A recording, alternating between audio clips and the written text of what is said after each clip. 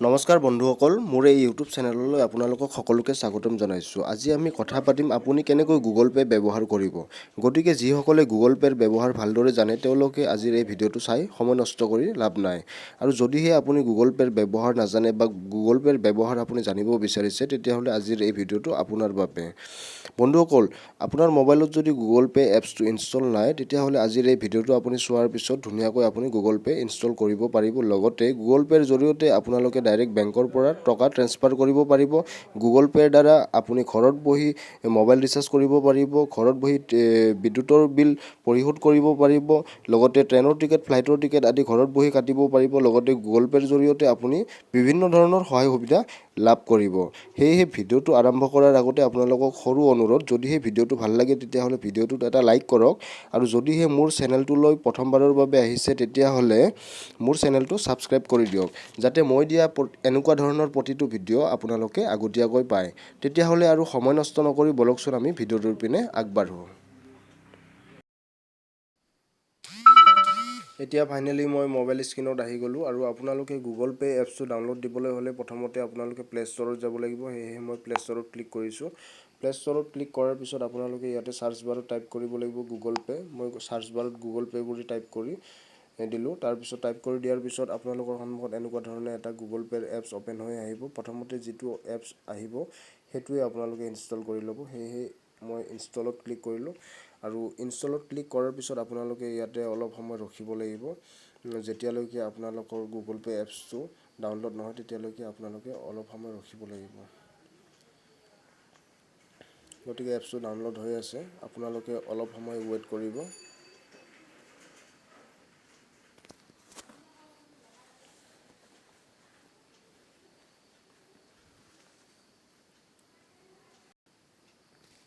এতিয়া finally Google pay এপছটো download হৈ গ'ল। তাৰপিছত আপোনালোকৰ সন্মুখত এনেকৈ অ'পেন বুলি আহিব, অ'পেনত ক্লিক কৰি দিব। অ'পেনত ক্লিক কৰি দিয়াৰ পিছত আপোনালোকৰ সন্মুখত এনেকুৱা ধৰণে এখন পেজ খোল খাই আহিব। ইয়াতে আপোনালোকে মোবাইল নাম্বাৰটো টাইপ কৰিব লাগিব। এটা কথা মনত ৰাখিব, ইয়াতে আপোনালোকে যিকোনো মোবাইল নাম্বাৰ এটা টাইপ কৰি দিলে নহ'ব। আপোনালোকৰ বেংকৰ একাউণ্টৰ লগত যিটো মোবাইল নাম্বাৰ লিংক আছে সেই মোবাইল নাম্বাৰটোহে ইয়াতে টাইপ কৰিব লাগিব। গতিকে মোৰ বেংকৰ একাউণ্টৰ লগত লিংক থকা মোবাইল নাম্বাৰ এটা ইয়াতে টাইপ কৰি দেখাই দিছোঁ।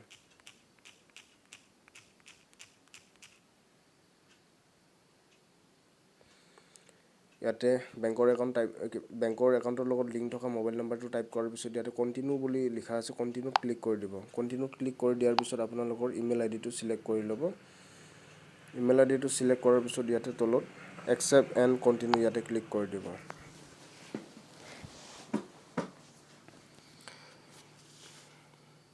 তাৰপিছত আপোনালোকে অলপ সময় ৰখিব, ভেৰিফাই হ'ব ধৰিব। এনেকৈ ভেৰিফাই হৈ গ'ল।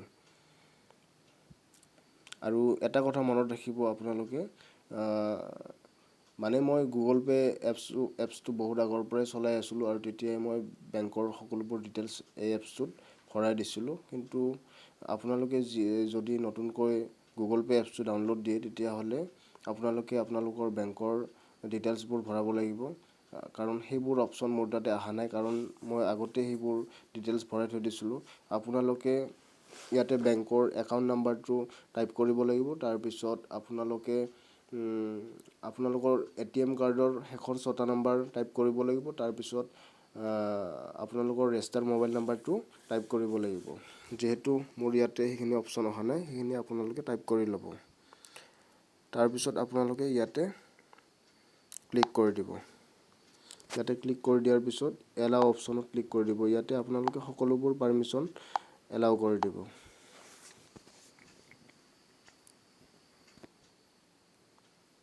গতিকে মোৰ মোবাইলত অলপ নেটৰ প্ৰব্লেম হৈ আছে, গতিকে ঠিক এনেকুৱা ধৰণে ভেৰিফাই হ'ব। মই বেক আহিছোঁ আপোনালোকক দেখুৱাৰ কাৰণে, উপায় নাই, নেটটো শ্ল'। তাৰপিছত আপোনালোকৰ সন্মুখত আপোনালোকৰ কমপ্লিট ভেৰিফাই অ'কে হোৱাৰ পিছত আপোনালোকৰ সন্মুখত এনেকুৱা ধৰণে এখন পেজ খোল খাই আহিব। ইয়াতে আপোনালোকে বিভিন্ন সুবিধা লাভ কৰিব। মোবাইল ৰিচাৰ্জ কৰিব পাৰিব, তাৰপিছত আপোনালোকে বিদ্যুতৰ বিল পে' কৰিব পাৰিব, TV ৰিচাৰ্জ কৰিব পাৰিব, বেংকৰ পৰা পইচা ট্ৰেন্সফাৰ কৰিব পাৰিব, ট্ৰেইনৰ টিকেট, ফ্লাইটৰ টিকেট কাটিব পাৰিব, বা বিভিন্ন ধৰণৰ আপোনালোকে সুবিধা লাভ কৰিব। ইয়াতে আপোনালোকে চাই ল'ব, ইয়াতে লিখাই আছে স্কেন QR ক'ড। স্কেন কৰি আপোনালোকে পইচা পে' কৰিব পাৰিব। কন্ট্ৰেক্ট পে ফোন নাম্বাৰ তাৰপিছত বেংক ট্ৰান্সফাৰ মোবাইল ৰিচাৰ্জ এনেকুৱা ধৰণৰ বিভিন্ন ইয়াতে সুবিধাবোৰ পাব গতিকে মই মোবাইল ৰিচাৰ্জতে ক্লিক কৰি দেখাই দিছোঁ মোবাইল ৰিচাৰ্জত ক্লিক কৰাৰ পিছত আপোনালোকে যিটো মোবাইল নাম্বাৰত ৰিচাৰ্জ কৰিব সেইটো মোবাইল নাম্বাৰ ইয়াতে টাইপ কৰিব গতিকে মই মোৰ মোবাইল নাম্বাৰ এটা ইয়াতে টাইপ কৰি দেখুৱাই দিছোঁ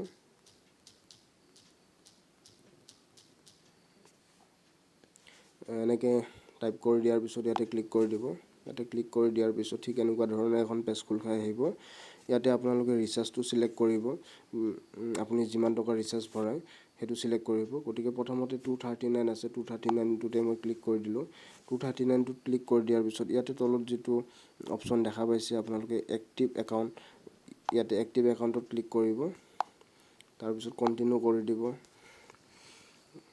কন্টিনিউ কৰি দিয়াৰ পিছত মোৰ মোবাইলত অলপ নেটৰ প্ৰবলেম হৈ আছে সেইভাবে আপোনালোকক ভালদৰে দেখুৱাব পৰা নাই ইয়াতে ক্লিক কৰি দিয়াৰ পিছত আপোনালোকৰ সন্মুখত এনেকুৱা ধৰণে এখন পেজ খোল খাই আহিব তাতে লিখা থাকিব 6 ডিজিট UPI পিন গতিকে 6 ডিজিট UPI পিন বুলি যেতিয়া আহিব তাতে আপোনালোকে 6 ডিজিট UPI পিনটো মাৰি দিব যেটো আপোনালোকৰ UPI পিন 6 ডিজিট UPI পিনটো আপোনালোকে মাৰি দিয়াৰ পিছত আপোনালোকৰ মোবাইল ৰিচাৰ্জটো সম্পূৰ্ণ হৈ যাব গতিকে মই ইয়াৰ পৰা বেক আহিলো ইয়াৰ পৰা বেক অহাৰ পিছত আপোনালোকে ধৰি লোৱা হল বিদ্যুতৰ বিল পে কৰিব তেতিয়া হলে ইয়াতে পে বিলত ক্লিক কৰিব প্লে বিলত ক্লিক কৰাৰ পিছত আপোনালোকে যেহেতু বিদ্যুতৰ বিল পে কৰিব ইয়াতে ইলেক্ট্ৰিচিটিত ক্লিক কৰিব ইলেক্ট্ৰিচিটিত ক্লিক কৰাৰ পিছত আপোনালোকৰ সন্মুখত এনেকুৱা বিভিন্ন অপচন আহি যাব যেহেতু আপুনি যদি অসমৰ বাসিন্দা হয় তেতিয়া হলে APDCL ত ক্লিক কৰিব APDCL ত ক্লিক কৰাৰ পিছত আপোনালোকে ইয়াতে বিল পে কৰিব পাৰিব মই ইয়াতে বিল পে কৰিছিলো এইবোৰ আপোনালোকক দেখুৱাই দিছো এইবোৰ বিল মই পে কৰিছো গতিকে ইয়াতে আপোনালোকে বিল পে কৰিব পাৰিব এতিয়া মই বেক আহিলো তাৰ পিছত ইয়াতে আপোনালোকে দেখা পাইছে বেংক ট্ৰান্সফাৰ ইয়াতে বেংকৰ পৰা পইচা ট্ৰান্সফাৰ কৰিব পাৰিব পে ফোন নাম্বাৰৰ পৰা ফোন নাম্বাৰৰ থ্ৰুই দি আপোনালোকে পইচা পে কৰিব পাৰিব যাৰ গুগল পে আছে